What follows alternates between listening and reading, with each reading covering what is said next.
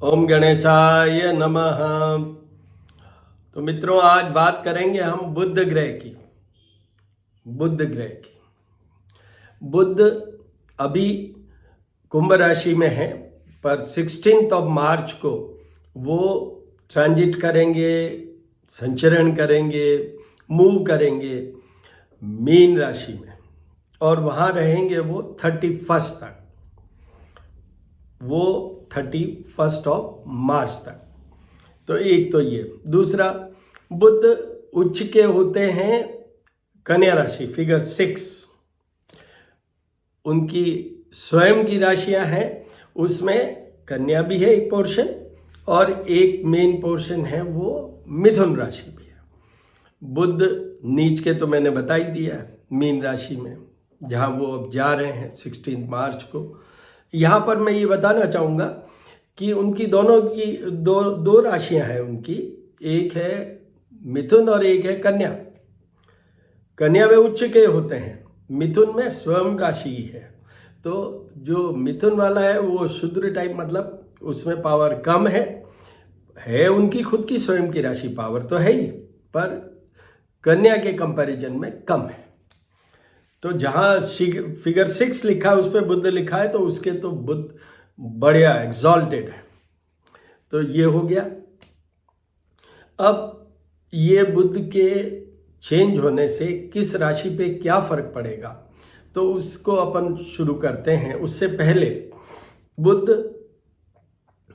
बुद्धि के मालिक हैं, बुध ज्ञान के भी मालिक हैं, नॉलेज। बुध संतान के मालिक भी हैं। बुध वैवाहिक जीवन में जो शयन कक्ष का सुख है, शारीरिक सुख, उसके भी मालिक है। ये मेन बुध के ये हैं। और वैसे मैंने अभी एक वीडियो बनाया है, श्री करनी ज्योतिष एवं वास्तु शोध संस्थान जो यूट्यूब चैनल है, उस पर मैंने अभी एक सीरीज में सब ग्रहों की बनाई है, शनि तक बना दी है। अभी शनि क्या मतलब सूर्य तक बना दिया है, अभी राहु केतु का रह गया जो मैं बनाऊंगा। उसमें मैंने वो सीरीज क्या बनाई है, कौन से ग्रह से क्या प्रभाव हमारे जीवन पे पड़ता है, और हमारे पास कोई जन्म कुंडली और कोई वो राशि कुछ पता नहीं हो तो कैसे आइडेंटिफाई करें संकेतों के बेस पे कि कौन सी ग्रह की पूजा जाप या उपाय करने की ज़रूरत है, या कौन से उपाय करने से हमें वो उस ग्रह को अच्छा हमारे लिए शुभ कर लेंगे। हम स्वास्थ्य की भी बात करें। स्वास्थ्य में माइंड, ब्रेन, वहाँ से लेके स्किन से लेके ENT, ear nose and throat, ये सब लेके ये सारी चीज़ें, हार्मोन्स की बात करें, नपुंसकता की बात करें और इनफर्टिलिटी की बात करें, तो वो सब बुध से जुड़ा हुआ है। तो मैंने आपको करीब करीब ब्रीफ में बता दिए कि किन किन चीज़ों के लिए बुध है। अब बुध का आगे अपन राशि वाइज देखने से पहले एक बात कर लेते हैं, बुध देव को प्रसन्न कर लेते हैं। क्या मंत्र है? प्रियंगु कलिका श्यामम रूपेणा प्रतिमं बुद्धं सौम्य सौम्य गुणोपेतम तम बुद्धं प्रणमाम्यहम। तो मित्रों, अब बात करते हैं अपन सीधा मेष राशि। मेष राशि के ये 12th हाउस में आएंगे, house of losses, house of bedroom pleasure, house of losses of तन भी धन भी, दोनों तीनों। तो पहली चीज, ये वीक पोजीशन है मेष राशि वालों के लिए। तो जितने भी मैंने कहा, नर्व्स मतलब डिप्रेशन की भी बात कर सकते हैं हम, स्किन की भी बात कर सकते हैं, वो सारी चीजें तो है ही। उसके अलावा लॉसेज मीन्स बिजनेस की भी, क्योंकि धन के भी ये कारक है। धन के भी जो इंडक्शन ऑन करते हैं, इग्निशन ऑन करते हैं, शुरुआत जो होती है, प्लानिंग होती है, ब्रेन के थ्रू होती है, वो बुध करवाते हैं। वो अभी आएगी एक राशि जिस पे मैं बोलूँगा। तो वो मेष राशि में ये 12th हाउस में होने के कारण उनके रिश्ते, पति पत्नी के बीच में और रिलेशनशिप में कमजोरी आ सकती है। दूसरा, उनको बीमारियां भी आ सकती है, हेल्थ वाइज भी दे ही और शी शुड टेक केयर। वो जो न्यूरोलॉजिकल मतलब this is a secondary planet for mind also, nervous system also. तो इसमें ये सब चीज़ें हैं और उनको सब उपाय करने हैं बुध के। अभी मैं लास्ट में बताऊंगा कि बुध के क्या क्या उपाय हैं, पर सब उपाय करने हैं उनको। उसके बाद आइए वृषभ राशि। वृषभ राशि के ये 11th हाउस में आएंगे। यहाँ पर एक मैं और बीच में बात बता देता हूँ, वो मेष राशि वालों के लिए भी है, सब राशि वालों के लिए भी। अभी जो ये बुध आए हैं मीन राशि पे, जो 16 को आएंगे, वहाँ ऑलरेडी बृहस्पति हैं, सूर्य हैं, तो ये 3 ग्रहों की युति है। कल रात को मैंने सूर्य का डाला है, सूर्य का कल ही रात को डाला है मैंने, जिसमें भी मैंने इन तीनों ग्रहों की युति के बारे में बात की है। यहाँ पर यह है कि बुध नीच राशि में है, ऑलरेडी अस्त होके आ रहे हैं। अस्त का मतलब है कि सूर्य से 10 डिग्री से कम की दूरी पे अगर कोई ग्रह होता है तो वो सूर्य से अस्त हो जाता है, और वहाँ पर सूर्य भी है, गुरु भी है और बुध भी होंगे 16 से। तो एक तो ये, दूसरा अभी ये ठीक नक्षत्रों पे है, पर उसके बाद में अल्टीमेटली 24 को ये अपने खुद के ही नक्षत्रों पे होंगे, तो वहाँ पर थोड़ा सा ऊपर नीचे हो सकती है। कहीं वो मदद करेंगे, जैसे बिजनेस की बात करूँ, पर कहीं वो डैमेज करेंगे, जैसे वैवाहिक जीवन की बात करूँ, संतान की बात करूँ, तो इस तरीके से। पर अब वापस अपन आ जाते हैं वृषभ राशि पे। वृषभ राशि के ये बहुत अच्छी पोजीशन में है। ये अपना जो बिजनेस की बात की मैंने, वो बहुत अच्छी तरीके से कर पाएंगे। इनका थोड़ा बहुत मान सम्मान भी, पर फिर भी क्योंकि बुध वीक है, इसलिए हर एक राशि वाले को एक चीज ध्यान रखनी है, एक रिलेशनशिप, दूसरा ब्रेनशिप। मतलब कहीं भी आपको लो फील हो तो बुध के उपाय जरूर पूरे कीजिएगा, चाहे कोई भी राशि हो। अब आगे बढ़ते हैं अपन। मिथुन राशि, उनके 10th हाउस में आएंगे। उनके भी बुध अच्छा है, उनके भी बुध अच्छा है। वो अपना जो भी जॉब वगैरह कर रहे हैं उसमें अच्छा ही करेंगे, अच्छा ही करेंगे। इसलिए उनको कोई विशेष, न तो वृषभ वालों को विशेष जरूरत है, न इनको जरूरत है। उसके बाद आइए कर्क राशि। कर्क राशि के ये 9th हाउस में आएंगे, तो और सब ठीक है। हल्का सा इनका हेल्थ इश्यू कोई हो सकता है।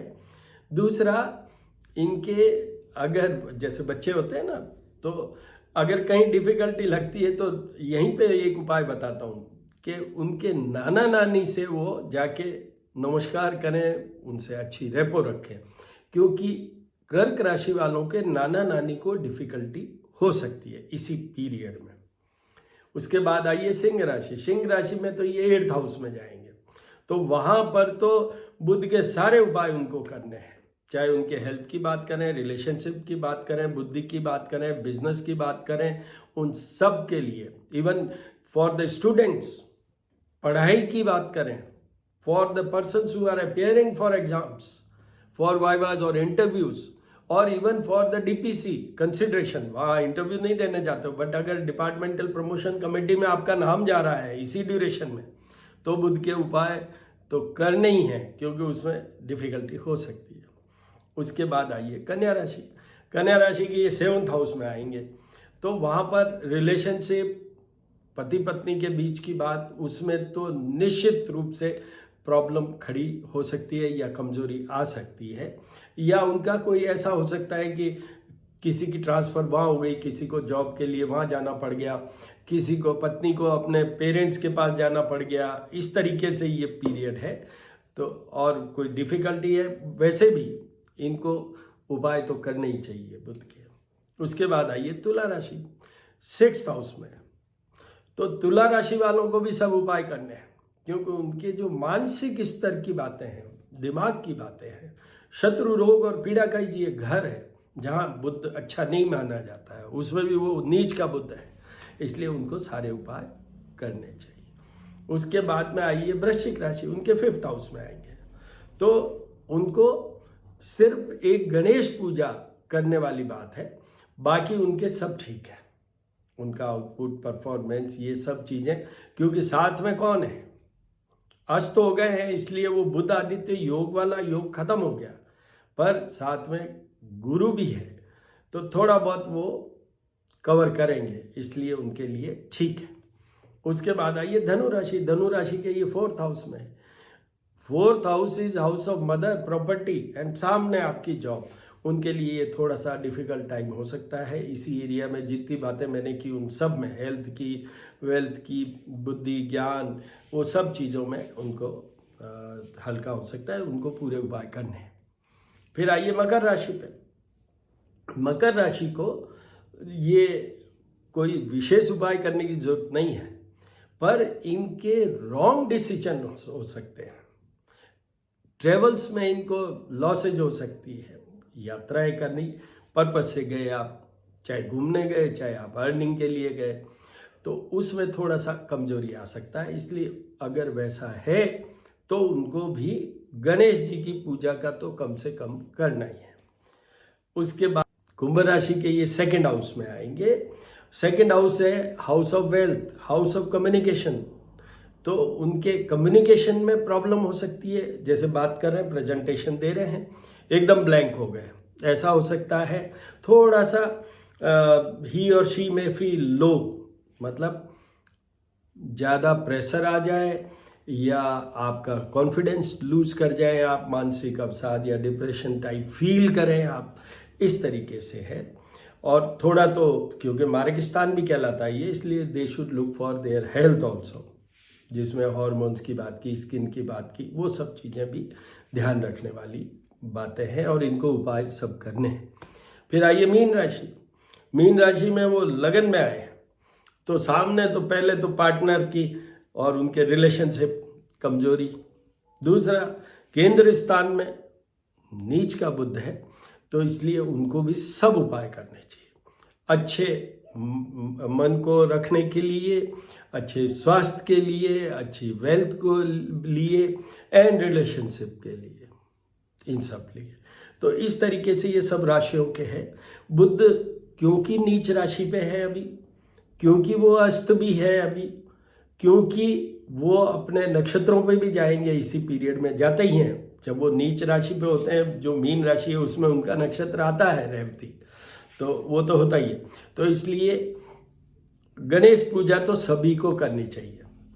अब यहाँ पर थोड़ा सा ऐड कर देता हूँ कि अगर आपको आपकी जन्म कुंडली के बारे में पता है, तो अगर जिनके की बुध 1st, 5th, 7th, 8th और 12th हाउस में जुड़े हुए हैं, या जिनके जन्म के समय नीच राशि पे बुध, मतलब वही मीन राशि के जब बुध थे जब उनका जन्म हुआ, या 6th, 8th और 12th हाउस में बुध हो, तो मैंने इतने सारे घर गिना दिए, 1st, 5th, 7th, 8th and 12th, और जिनके बुध नीचस्थ हो जब उनका जन्म हुआ हो, और तीसरी बार बोल रहा हूं कि 4th, 6th, 8th और 12th हाउस में अगर बुध हो, उन सबको बुध के सारे उपाय करने हैं।